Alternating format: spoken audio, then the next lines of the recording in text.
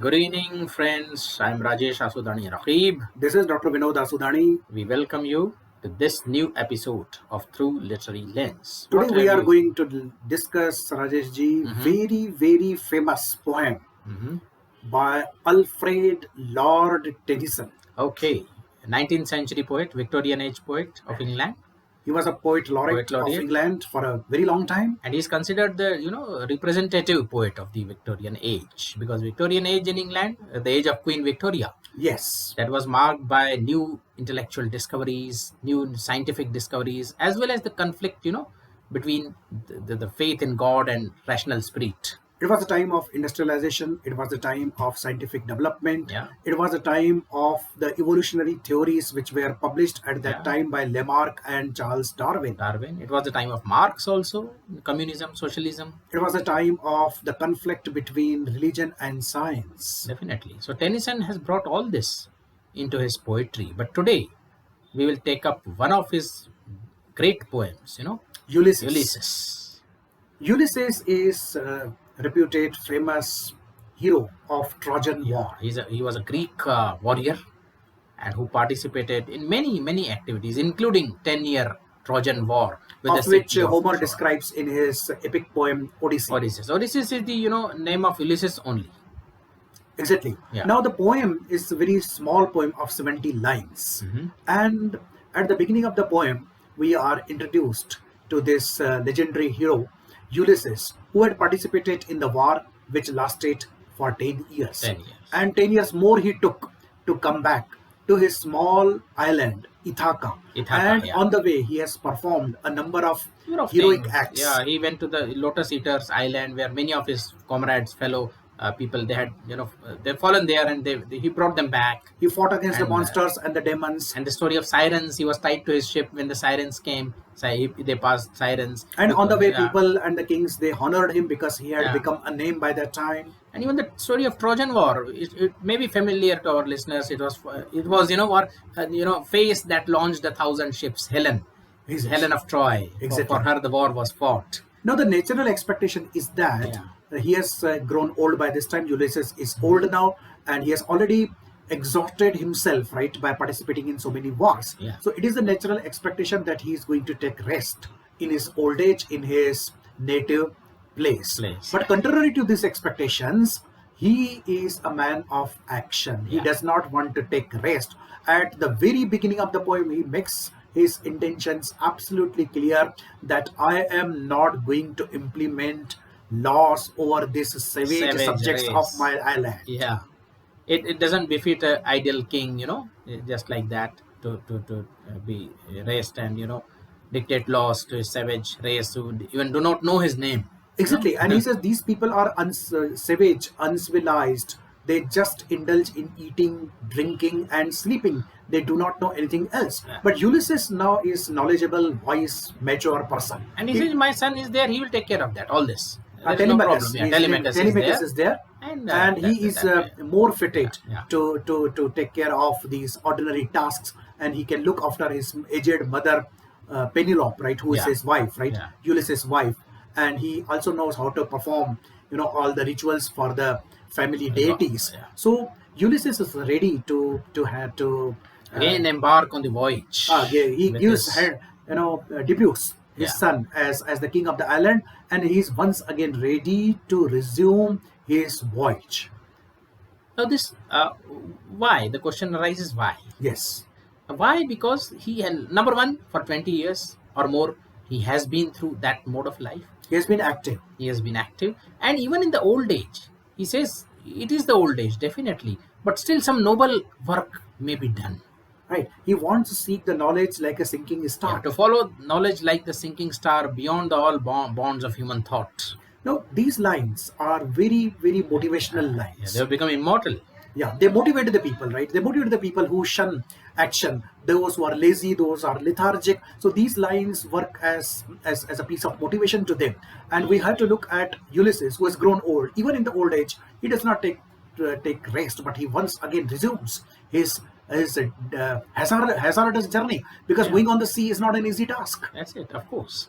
So then he simply, proclaims his intention that I will set this sunset, after the sunset I will set sail. Who knows, we may reach some unknown islands. Yes. We may meet Achilles. Achilles was the Greek warrior. He was killed in the battle of So he Troy. appeals to all his comrades together once again on the seashore and asks them that they should set out on the new journey.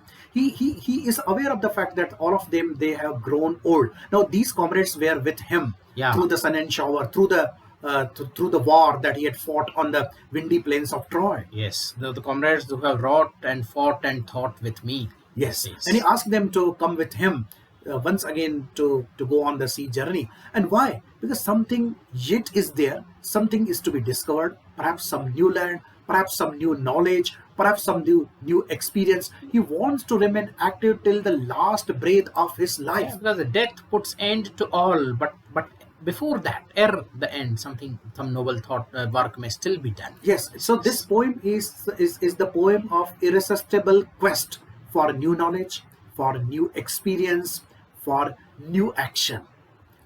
And it implores us, it motivates us to follow the path of our heart. Be authentic in our. He could have easily taken rest. Even Telemachus, his son, could have been the king, but Ulysses himself, he could have taken rest, and he could have said, yes, my days are over, now I will enjoy life like anything. But what does enjoyment mean? Enjoyment is not something very uniform. It is different for different people. The person, Vinodji, after retirement, we have seen that many people perish by their middle 60s. Exactly, because they believe that they are unproductive. They believe that they cannot do anything new now. Whatever they could, they have already done it in life, whatever achieved in life. But this is not the case, right? Every age has its own joys to offer. Only thing is that there should be readiness. As Shakespeare says, readiness is all. If you are ready, you can have the new experiences, you can have the new knowledge, you can indulge in the new action, new tasks, and that is all Ulysses stands for. Many people, we read many self-motivation books and all, but this story of Ulysses serves us to, exemplify the incessant striving even till the moment of death. And another important aspect of this poem is it was written in the 19th century. So it was the time when England was consolidating its imperial gains all over the world, and hundreds and the thousands of the people in the different areas of the life, they were very active. In the first field, there were many scientists, many technocrats who were discovering new things.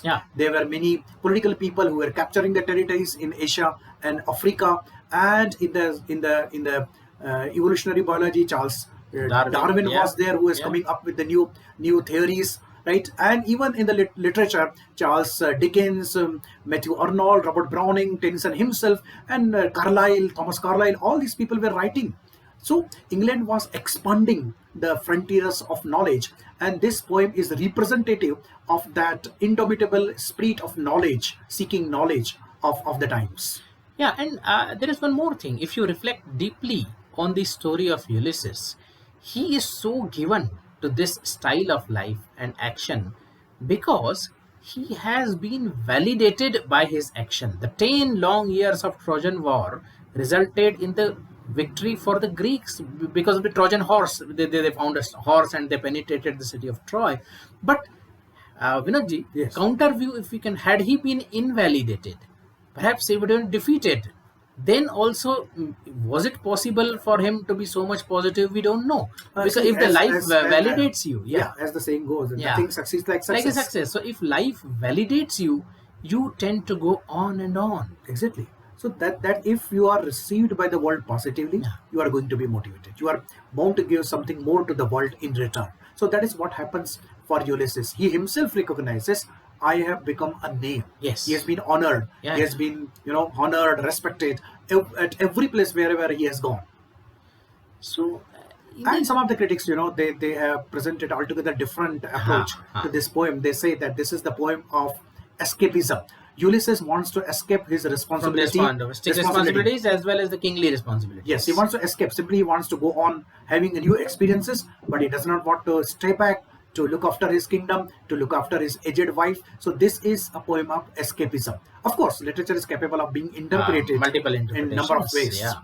But that is not the mainstream interpretation. The mainstream interpretation of this poem is that this is the poem of action, and one has to be proactive in life. And Tennyson has written another poem that we'll take up next time. Lotus Eaters. There he advocates the life of indolence, life of lethargy, life of laziness, life of inactivity. Yeah, that's also a very wonderful poem. We will definitely discuss it. And more of the lyricism of Tennyson. The way he writes the poems, that is admirable. That is wonderful, because he's a lyrical master. Yeah. All the lines, you can hum them literally. Yes. So thank you, friends, that you love this channel and give us your comments that keep us motivated and encouraged to come up with the new discussions on the literary pieces. We will be back soon with Tennyson's Lotus Eaters. Namaskar. Namaskar.